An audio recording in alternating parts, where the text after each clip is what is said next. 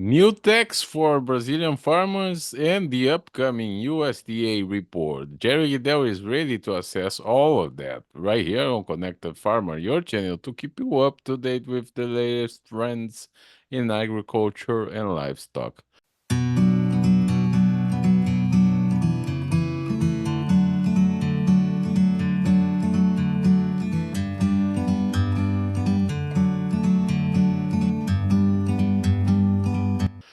So, Jerry, on Thursday this week, we had an announcement that the Brazilian government will seek to increase taxes for the soybean growers there, and that potentially might have an impact on the supply worldwide. Yes, that came kind of out of the blue.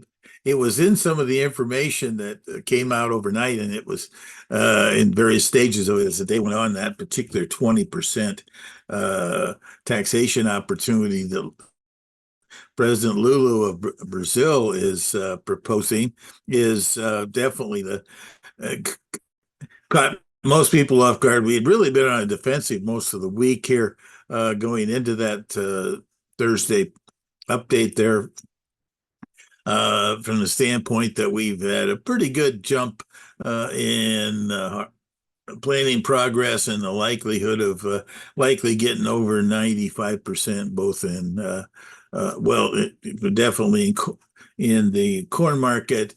Wheat was already up at near 95%. And then soybeans will probably get edged up very close to it this week.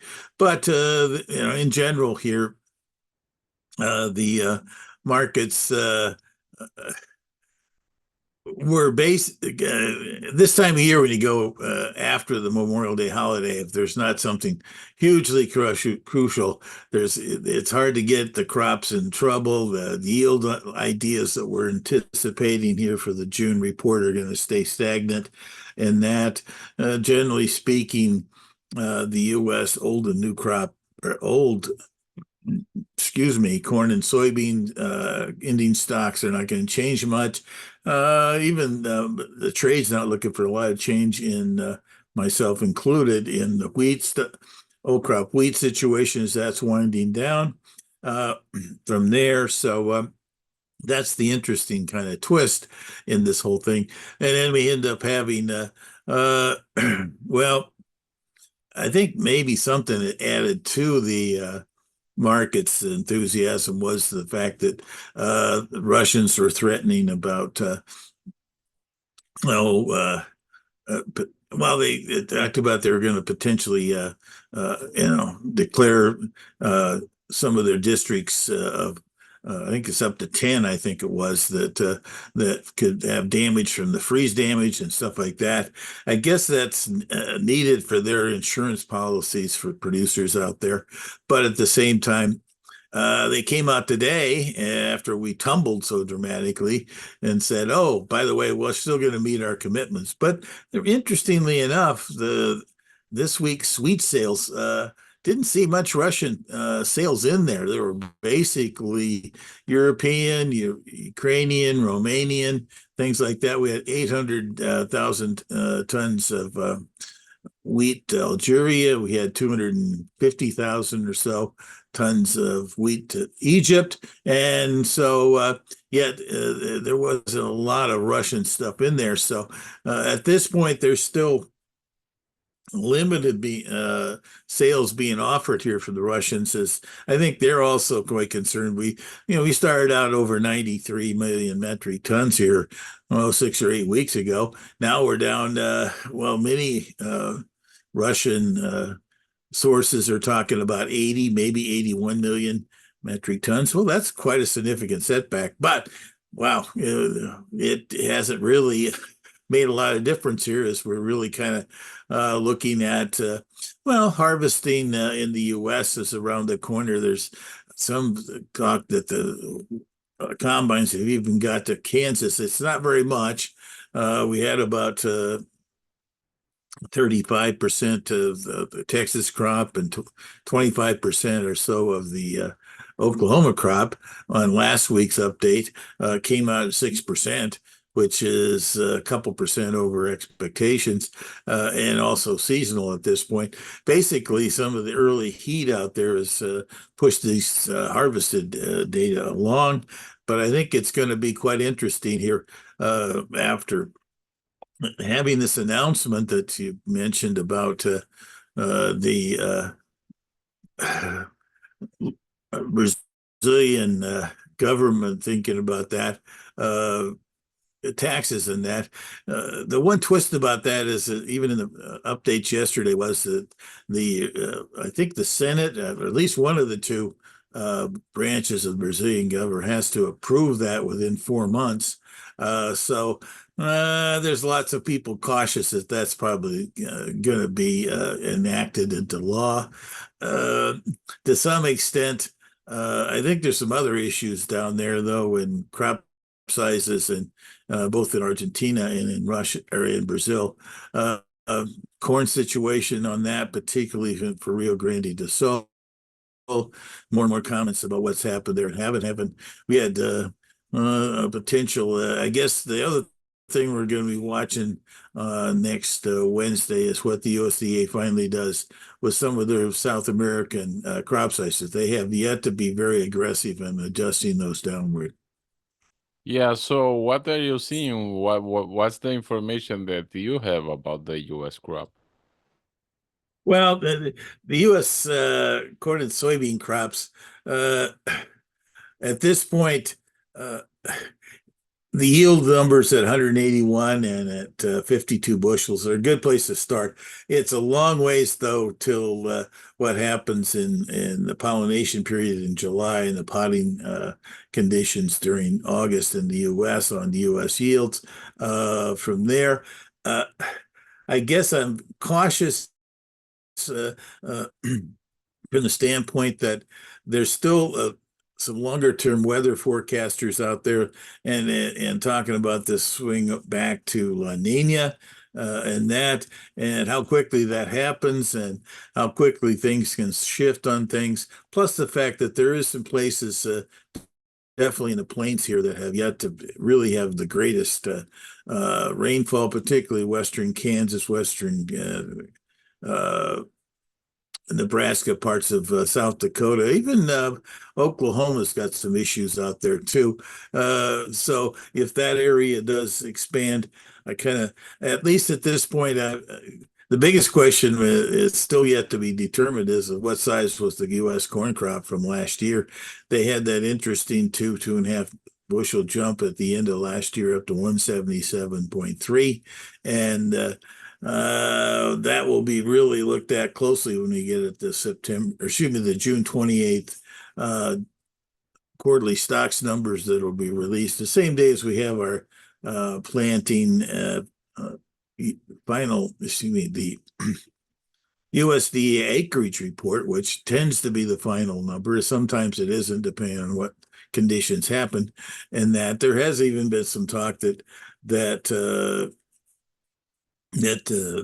soybeans might be picking up some ground here on plantings at the end of the season versus corn. Right now, at least, the numbers on soybean plantings, I still think have we're a little shy to begin with. So maybe they're 3 million versus the 2.9, but I don't think it's going to be a big change when we get to the month, but that's 2 or 3 couple weeks away here at this point to really be talked about in the market in the short term. So uh, right now, at least, we're kind of battling the expectations for the coming weeks here, coming next Wednesday situation, in that in the with minimal changes in old crop and even new crop at this point, without many changes in this time of year. We just recently this got some updates on both the ethanol production and also the U.S. soybean crush. In those areas, we had some adequate numbers. The soybean crush was definitely a disappointing number that we had back in April, but it's it still is adequate enough to be the USDA's number on a seasonal basis. And on the ethanol side, we had a very solid kind of number, I feel like, and that's also likely to change. So feed demand and things like that. With the SOX report coming out on the 28th of June, they don't tend to mess with those. So I don't sense we're going to see a lot of changes in the carryover stocks or corn and soybeans or even wheat at this point from there. So what changes we might see could be a new crop, but we don't tend to change yields, as I just said, until we get further into the season here, looking at the crop conditions as they stand late June, early July. Now, you mentioned wheat. Wheat has been kind of the wild card in terms of prices this season, right? Oh, definitely. It has been the wild card. From there, it got really pushing hard with all the issues and talk about the crop conditions going on out there in Ukraine and Russia. It's Russia's got a lot more publicity, but Ukraine has also has some dryness across the eastern third of its wheat producing areas, and that really could be an interesting one that comes across to us here this time around. The world carryover stock on wheat was expected to be down to, well, I think it's more like 4 to 5 million metric tons, which is really back to levels of 7 or 8 years ago in the 253, 254 zone out there, 52 to 54 level. And that now, if we have some interesting adjustments in Russia and also in Ukraine on this update, we could get things interesting. The problem becomes is that we're right here at the head of the U.S. harvest, and the even the technicians that are investing in these markets tend to know when harvest is. So we're going to have to get some very interesting numbers on next Wednesday to maybe tighten that carryover stock worldwide down below 250 for the coming year, which is justifiable considering the fact that we may take. I think the Russian crop the USDA is carrying is closer to two, is 85 million metric tons. And if we go down to 80 or 81, that's interesting. We've still got some issues. And there's some talk that Argentina's might not plant as much wheat. Also, Australia's there's some commentary about them reducing some of their wheat output going forward here. So we've got some real comments floating around here. At the same time, China even reported that they were going to end up trying to increase their stockpiles on wheat. So maybe we're going to find the Chinese interested in wheat. Now, the one thing that's kind of popped up in here is that because of the Russians' issues about some of their sales, they have supposedly been a little more interested in supporting the Chinese supporting the Russian crop sizes. We'll see our crop purchases in that, so we'll see how that does progress. But I'd have to say that it's a long ways, and it's really not their style of weed. So we'll see what happens with that. But we bounced back on Thursday and backed off today. We'll be watching the crop conditions on Monday. How those are, as I said earlier, I think our corn and soybean progress numbers are going to be pretty strong. Basically corn and wheat are going to go past the 95% level, and on the soybeans will be in the low 90s on that. And so that feature is pretty well behind us here. It's not going to be much of a market factor, but we'll be watching other things that come out at this point and maybe get some more details about this whole Brazilian idea to find some tax revenue from soybeans. Yes, we will have to stay tuned here and we'll discuss back. Yes, yes. Well, ended up these numbers on Wednesday. Will I think more than anything else, we'll just get by them and start getting our focus back on what's really going on in some of these other countries around the world. But in the short term here, the USDA's June crop report is still gonna kind of keep many people on the sidelines, even if there is some news out there, what's like happened in the wheat. Yeah, so we'll see you next week. Thank you, Jerry. You bet. Take care. Well, talk